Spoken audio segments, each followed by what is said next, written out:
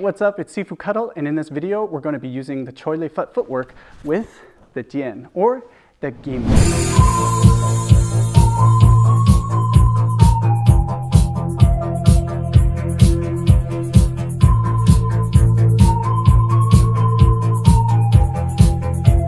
To get started, one of the things I do want to mention is we have a particular grip on the sword. You're going to grab with the middle finger and the ring finger, and our index finger is going to go up towards the guard. Pinky is going to be nice and loose because that adds a little extra snap, which will give you power on some of the extra tapping techniques, as well as the thumb curves around here for extra control. Now, Jian is one of the harder weapons to use because a lot of the techniques are very precise, very intricate, and you have to be very accurate with all of your movements. So this is a more advanced weapon. It doesn't mean that you're going to be more skilled if you use it. If you don't have good fundamentals, you will not have a good Jian. So work on that.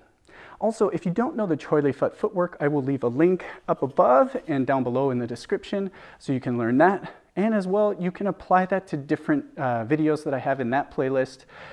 You can learn to use it with the Choy Li Fut basic strikes. You can learn to use it with double daggers, horse bench, monk spade, broadsword, and staff. I have a lot of videos with Choy Li Fut footwork, so it's good to just learn.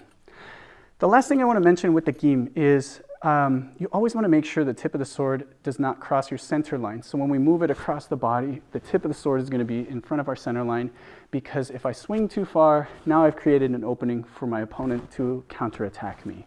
So whenever I swing it across, I want to make sure that I have a barrier between me and them, okay? So learn these moves, learn them accurately. You don't have to go fast. And then once you get it down, be as precise as possible. Picture the height of a person in front of you. Always strike consistently to the same spot, the same height on them when you're doing these techniques. Now, I also show a sword circling technique, and where you can do an upward flower as well. These are add-ons that you can use if you want to or if you don't want to, depending on what you want to do with the training, but both are common in Choy Li Fut forms, and they're great extra training to develop flexibility, coordination, and strength for holding the sword. So let's get to work. Before we get started, I want you to make sure you're doing one thing in particular. We have the sword in one hand. We're going to match it with the sword finger in the other hand. The way to do this is make like a peace sign with your thumb touching the ring finger, and then we're going to keep the two fingers together. Don't let these separate. That's sloppy. You want to make sure that this hand can be just as precise as the sword itself, and it's a balance. So as you notice, it matches the blade. When you have much more of a broad sword, or like the dando blade, you're going to have what's called a sword hand, which matches more of the blade itself. When we're working with the Jian, we're going to have sword finger. Okay, so here's how it's going to work out. We're going to start from a cat stance position, just a general position. So we can start from here, and then I'm going to have my palm upward. I'm going to step on this foot, and then I'm going to raise my left leg and poke straight out. My thumb is pointing, or my palm is to the side, so it's a side strike. I'm not going palm up, okay? From here, my knee is pointing out to the side, and then the fingertip is up above the head. I'm going to step down, bring the blade, and then block across low. So I want to block down here, bringing the tip of the blade towards the center line, okay? So again, from here, I step, poke, step, step, block. Think of like there's a cloth right in front of you here, and you're just cutting a nice line down through it, okay? At the same time, the main intention is going to be blocking an attack that's coming in this way. But as you bring this across, if I keep it too close to my body and then I just do this, it's not going to have the power that I need behind it for a nice block that's going to move something away from my body. Okay, so again, we start from the center position, fingertips touching the pommel of the sword. I step, poke, step, step, slice. I'm going to unwind, flip the blade over, and then slice down low. Okay, so I'm attacking towards the inside of the thigh. If I hit the outside of the thigh, that's fine. If I hit the leg, that's fine too. Pretty much anywhere you hit is going to be a good spot. But the inside of the thigh, gets a little more blood. So we're aiming for that, okay? So again, right here, step, poke, step, step, turn around, slice down low, okay? Notice I keep my guard hand up for this one, and I'm gonna add a little bit of extra snap with my wrist as I slice here. Okay, now from this position, I'm going to do the retreating step. So as I steal back behind, I'm going to slice across from left to right. When I accomplish this, the tip of the sword is still going to be in front of my center line. And then I'm going to step back and slice again. Now, this could be more of a tapping technique to hit towards the temple or the face, or I can use a little bit of extra slice at the end, pulling back here to draw if I'm slicing towards the throat. A tap should do the job, but a tap plus slice will really get it done, okay? So again, right here, from the fingertips touching the pommel, step, poke, step, step, turn around, low, draw across, high, high. Now from here, I'm going to dip the sword down. I can cross the hands. This is gonna move fast, but if I were to slow it down and break it down, cross the hands, palms down, step, I turn the palm up and over, and then I'm going to do a tapping downward technique. Now this can go towards the face, or I can be just tapping towards my opponent's wrist, okay? So again, from here, down, tap, all right? And again, I'm in that ding tima, that bow stance forward, okay? So again, from here, step, tap. Now, from the top, we have fingertip touching the pommel, step, poke, step, step, unwind, low, high, high, down, tap.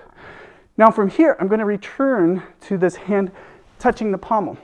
Now, you can either go straight back into that step forward and poke, or we can add a couple things that are more particular to using a gim, okay? So, if we want to move backwards, we can do an upward flower from here. So from this tap, I'm going to do an upward flower, stepping back, and then I can step around in here, okay? So again, from the tap, I can move back, open, turn around, up high, dip, here, back, and then I can move forward using a palm up, sword to circle, okay? So from here, I can walk forward, and once I'm done, poke again, okay? Now you have your options there. You could even do this poke and then step back and into the rest of the technique. But that's essentially the whole thing. So let's do it again, slow step by step, and then we'll start speeding it up. From the center position, cat stance, fingertips touching the pommel, step, poke, step and retreat, block, turn, hit low, sweep up high, drop, tap down, pull back, poke. Now I can retreat, moving back, spread the hands, tap low, sweep high, tap down, retreat back, and then now from here, advancing, touching the wrist as I do this, and then poke. Come back, all the way around, 1, 2, dip, tap, okay? And then back to our very beginning.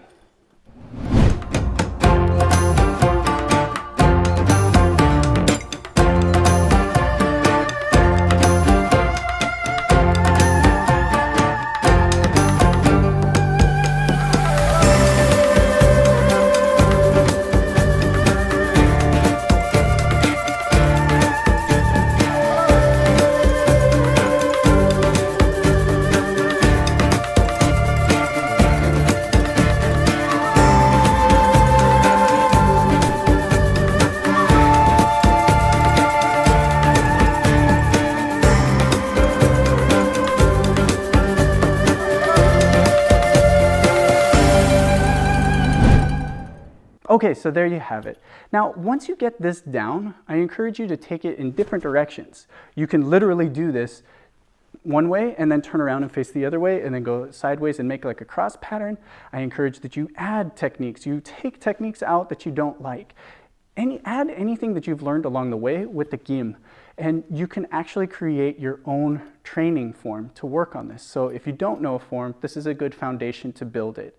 And if you are learning a gym form, this is also a nice way to practice it and develop the techniques without doing it specifically geared towards what you're learning. So it'll help broaden your techniques and broaden your martial arts altogether. All right, so if you like this video, hit that like button. And as always, be sure to subscribe. Till next time, this is Sifu Cuddle. Bye.